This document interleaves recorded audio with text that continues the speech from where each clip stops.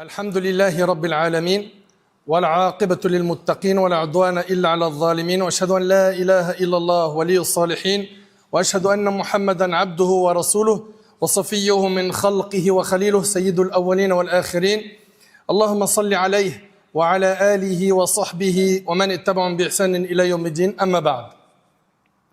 Mes chers frères et sœurs, aujourd'hui avec l'aide d'Allah Tabarak wa Ta'ala, le thème de notre prêche est à ceux qui craignent la pauvreté. À ceux qui craignent la pauvreté. Malheureusement, nous vivons une époque où nombreux sont ceux et celles qui se sont tellement attachés à la dunya, ils se sont tellement éloignés d'Allah qu'ils ont peur. Ils ont peur d'être touchés par la pauvreté, de ne pas pouvoir payer leurs factures, de ne pas pouvoir manger à leur faim. Et c'est pour cela qu'on va, bi'idhnillah subhanahu wa ta'ala, nous concentrer dans cette khutbah sur 3 points. Le premier point, et j'aimerais, Allah yibarik fikum, que vous ressortiez de cette khutbah avec ces 3 points enregistrés.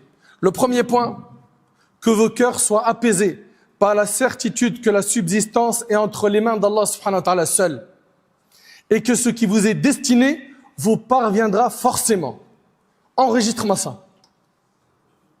Ta subsistance, elle est entre les mains d'Allah. Ce qu'Allah t'a destiné te parviendra forcément. Rien n'en sera perdu, pas même le plus petit montant. Et rien ne sera retardé, pas même d'un instant. Nos ancêtres ont-ils vécu sans subsistance? La réponse est non. Nos parents ont-ils vécu sans subsistance? La réponse est non. Et nous aussi. Et nous aussi, ainsi que ceux dont nous avons la charge, nous ne vivons que grâce à une subsistance qu'Allah subhanahu wa ta'ala seul accorde.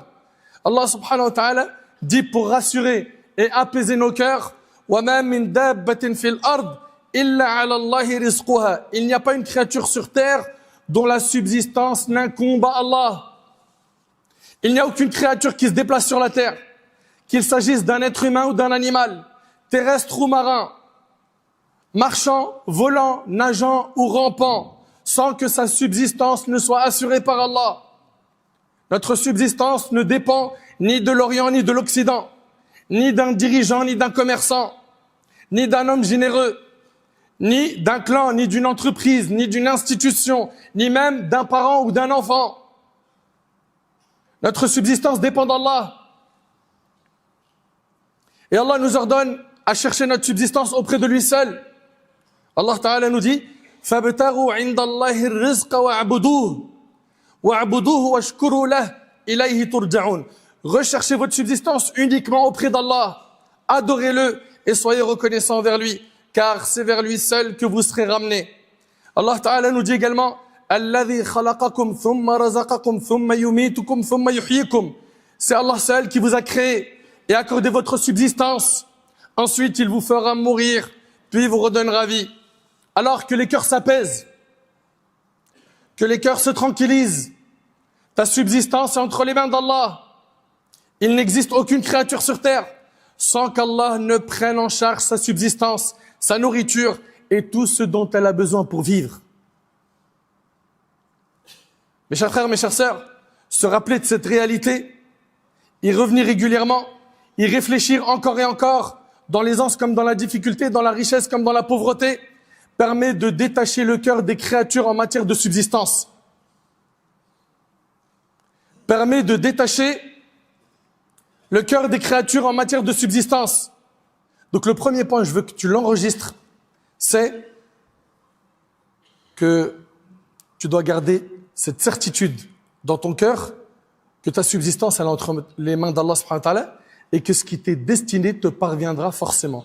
Allah t'a destiné que tu mourras en ayant tant d'enfants, en ayant telle richesse, en étant propriétaire de tel bien, tu ne quitteras pas cette vie sans avoir consommé la subsistance qui t'était destinée. Donc apaise bien ton cœur et garde en tête que ton risque il est entre les mains d'Allah. Ça c'est le premier point. Deuxième point, on a dit qu'on va traiter 3 points dans cette khutbah. Deuxième point, que vos cœurs soient satisfaits de ce qu'Allah vous a accordé comme subsistance. que vos cœurs soient satisfaits de ce qu'Allah vous a accordé comme subsistance. Qu'il s'agisse de nourriture, de vêtements, de moyens de transport, de logement, de votre emploi, de votre activité. Selon Abdullah ibn Amr ibn al-As, le prophète sallallahu alayhi wa sallam a dit, a certes réussi celui qui s'est converti, a été octroyé d'une subsistance suffisante et qu'Allah l'a rendu satisfait de ce qu'il lui a donné. Et le hadith est rapporté par Muslim. Le prophète sallallahu alayhi wa sallam, il dit, a certes réussi. Qui? Celui qui s'est converti. Il est musulman. A été octroyé d'une subsistance suffisante. Il a ce qui lui suffit pour vivre. Alhamdulillah, il arrive à payer ses factures, son loyer, il mange, alhamdulillah, il arrive à dépenser pour ses enfants, il a ce qui lui suffit. Regarde bien. A été octroyé d'une subsistance suffisante et qu'Allah l'a rendu satisfait de ce qu'il lui a donné. Il est satisfait de ce qu'Allah lui a donné. On a des gens qui ont ce qui leur suffit, mais ils ne sont jamais satisfaits. Ils ne sont jamais satisfaits. Ils n'ont pas al-qana'a, ils ne sont pas satisfaits de ce qu'Allah subhanahu wa ta'ala leur a accordé. Dans ce hadith, on voit 3 choses. Être parmi ceux qu'Allah a guidés vers l'islam. Ça, c'est ce qui a été mentionné dans le hadith lorsqu'il a dit, alayhi salatu wassalam, a certes réussi. Celui qui s'est converti. 2, que sa subsistance dans cette vie soit suffisante. Vous savez, ça veut dire quoi une subsistance suffisante? Une subsistance suffisante, c'est celle qui couvre les besoins. Elle n'épuise pas la personne, ni ne la met dans la gêne. Ne la pousse pas à l'humiliation en demandant aux gens ou en prenant injustement leurs biens. Et ne l'entraîne pas non plus vers le luxe excessif, l'aisance démesurée et l'attachement à ce bas monde. Lorsque l'on regarde le prophète alayhi salatu wassalam, dans ses invocations, il disait Allahumma ij'al rizqa ali Muhammadin quta. Seigneur, fais que la subsistance de la famille de Muhammad soit ce qui suffit. C'est notre modèle. C'est notre modèle, alayhi salatu wassalam. Regardez ce qu'il demande. Parce que n'oubliez pas une chose, on est de passage. S'il y a quelque chose à construire, c'est surtout dans notre vie.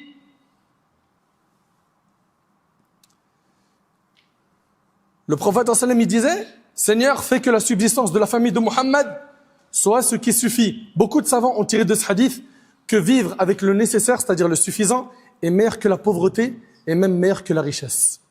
Et même meilleur que la richesse. Et dans le hadith, qu'est-ce qu'il a dit également? Il a dit dans le hadith, et qu'Allah l'a rendu satisfait de ce qu'il lui a octroyé.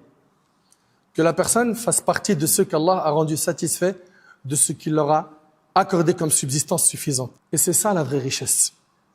La richesse saine et apaisante, c'est la richesse du cœur.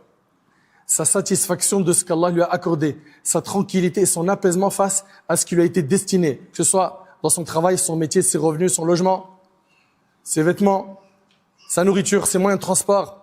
Le prophète, alayhi salatu wassalam, dans le hadith rapporté par Bukhari et Muslim, il a dit, la richesse n'est pas l'abondance de biens, la vraie richesse est celle de l'âme. La richesse n'est pas l'abondance de biens, la vraie richesse est celle de l'âme. Le prophète, alayhi sallam, a expliqué que la véritable richesse ne consiste pas en l'abondance de biens, et qu'elle n'est rien d'autre que le contentement de l'âme. Muhammad ibn al-Munkadir, rahimallah, disait, la satisfaction est une richesse qui ne s'épuise jamais.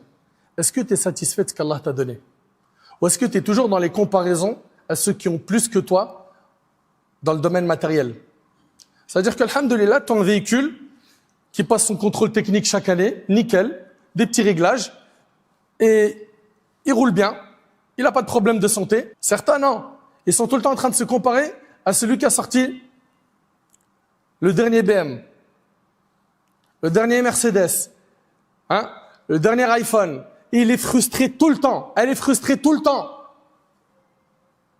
Parce qu'il n'arrive pas à se satisfaire de ce qu'Allah leur a donné.